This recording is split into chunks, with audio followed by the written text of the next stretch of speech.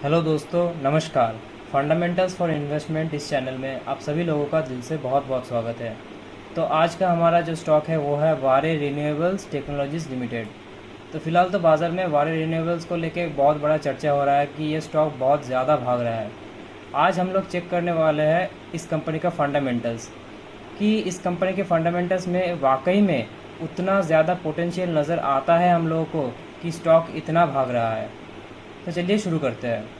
पहली बात तो ये है कि हम लोगों को पहले चेक करना पड़ेगा कि कंपनी के जो 3 ग्रीन या फिर रेड फ्लैग्स है, जैसे कि मैंने आप लोगों को पिछले वीडियो में सिखाया हुआ है कि कंपनी में, किसी भी कंपनी में निवेश करने से पहले जो तीन रेड या फिर ग्रीन फ्लैग्स हम सभी को चेक करना चाहिए किसी भी कंपनी में निवेश करने से पहले।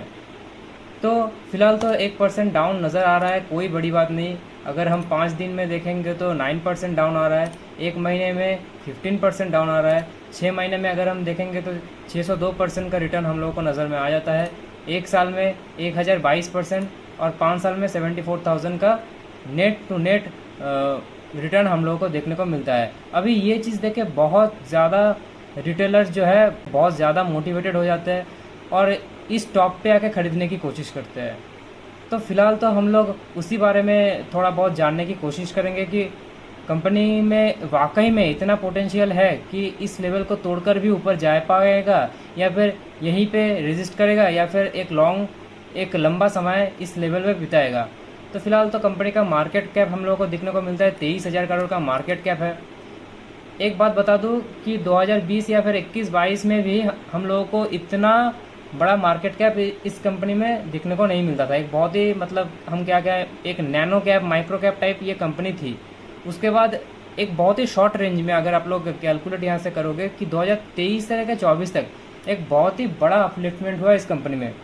एक छोटी कंपनी के लिए एक बड़ा मूव दे देना कोई एक बड़ी बात नहीं है कि बड़ा मूव दे दिया, ये ऐसा होता है। पर वाकई में इस ग्रोथ को कंपनी कंटिन्यू रख पाएगा कि नहीं, ये ही हम लोग इस कंपनी के फंडामेंटल्स में चेक करेंगे। तो चलिए शुरू करते हैं।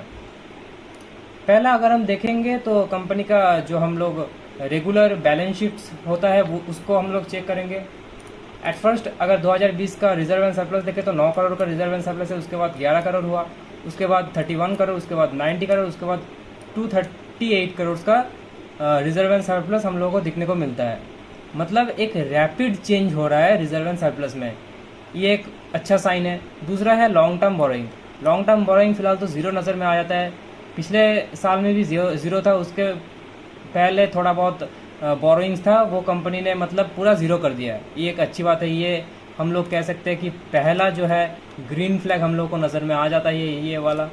सेकंड अगर हम लोग देखेंगे तो शॉर्ट टर्म बोरोइंग 10 लाख का हम लोगों को दिखने को मिलता है। नेक्स्ट अगर हम लोग देखेंगे तो cash and cash equivalent near about 116 crore cash and cash equivalent नज़र में आ जाता है। अगर हम प्रॉफिट एंड लॉस स्टेटमेंट को चेक करेंगे तो 2020 में 19 लाख का लॉस नज़र में आता है, उसके बाद 2 करोड़ का प्रॉफिट में कन्वर्ट हुआ कंपनी। एक मिनट चेक कर लेता हूँ मैं, 2021। उसके बाद अगर देखूँ तो 22 में 20 करोड़ का प्रॉफिट, उसके बाद नियर अबाउट 60 करोड़ का प्रॉफिट, उसके बाद 148 150 करोड़ का प्रॉफिट सीधा 60 करोड़ से हुआ है। अगर परसेंटेज हम कैलकुलेट यहाँ पर कर ले तो 1 मिनट हम लोग को मैं दिखा देता हूँ।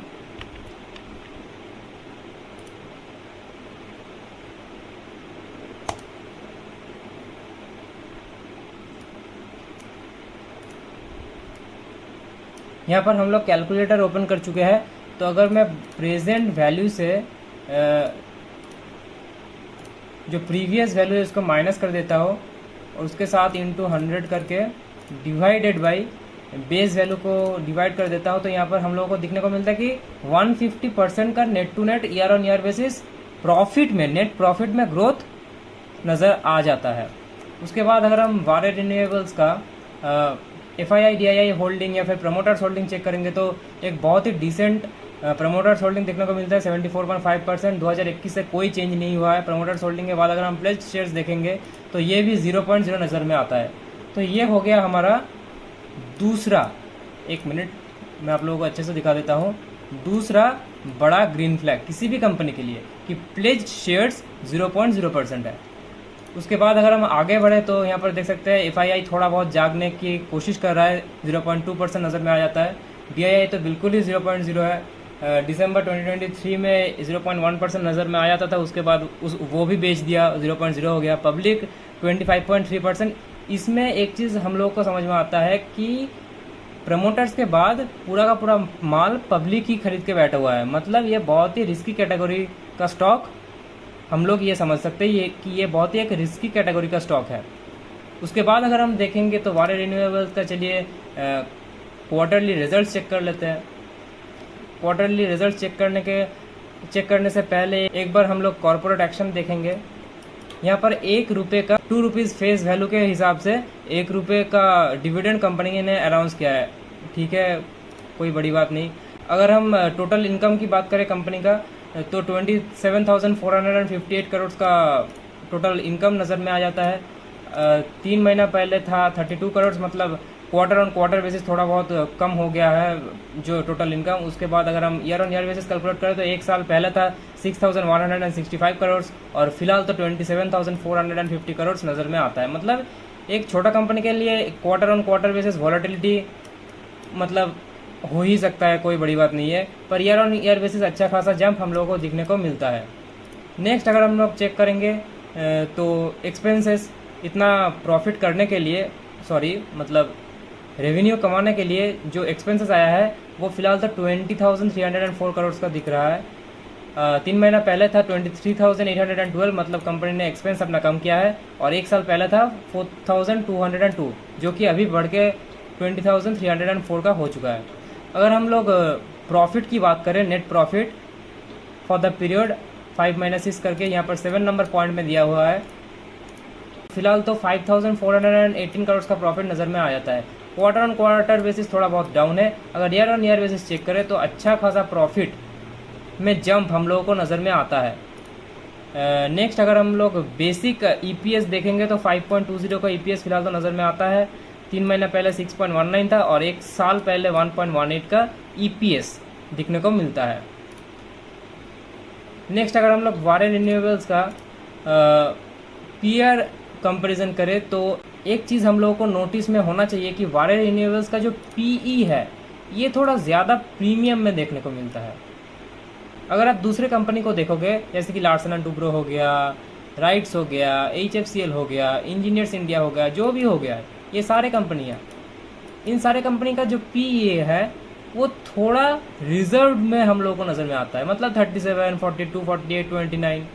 पर इस कंपनी का जो PE रेशियो है वो थोड़ा ज़्यादा ही महंगा हम लोगों को नज़र में आता है। मतलब कंपनी कोई ख़राब नहीं है, कंपनी तो अच्छी है, मतलब अब तक हमने जो देखा कंपनी तो अच्छी है, पर जो PE रेशियो है वो थोड़ा ज़्यादा हम लोगों को नज़र में आ जाता है।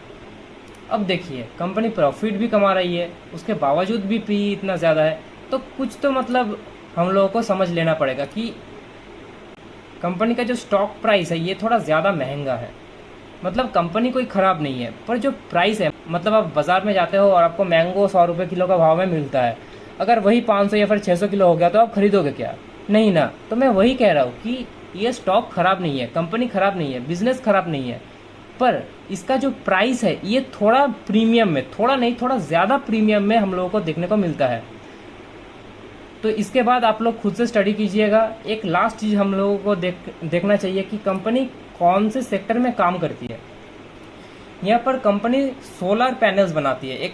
एक बार अगर हम लोग देख लेंगे यहाँ पर, तो सोलर मॉड्यूल्स के यहाँ पर सोलर पैनल्स आप लोग देख सकते हो, सोलर पैनल्स बनाती है। उसके बाद सोलर जो इन्वर्टर्स होता है वो भी बनाती है, लिथियम आयन बैटरीज बनाती है। उसके बाद रेसिडेंशियल रूफटॉप्स, मतलब रेसिडेंस के ऊपर जो हम लोगों को सोलर पैनल्स देखने को मिलता है ना, जिससे बैटरी चार्ज होता है, रात को बिजली हम लोगों को मिलता है, वही सोलर रेसिडेंशियल रूफटॉप्स के लिए ये लोग बनाते हैं। उसके बाद पंप्स भी देखने को मिल जाता है, उसके बाद केबल्स, मतलब ये 6 सेक्टर्स में, ये 6 प्रोडक्ट्स में कंपनी काम करता है। अच्छी बात है। तो चलिए, अगर वीडियो इन्फॉर्मेटिव लगा तो लाइक कीजिएगा, दोस्तों के साथ शेयर कीजिएगा।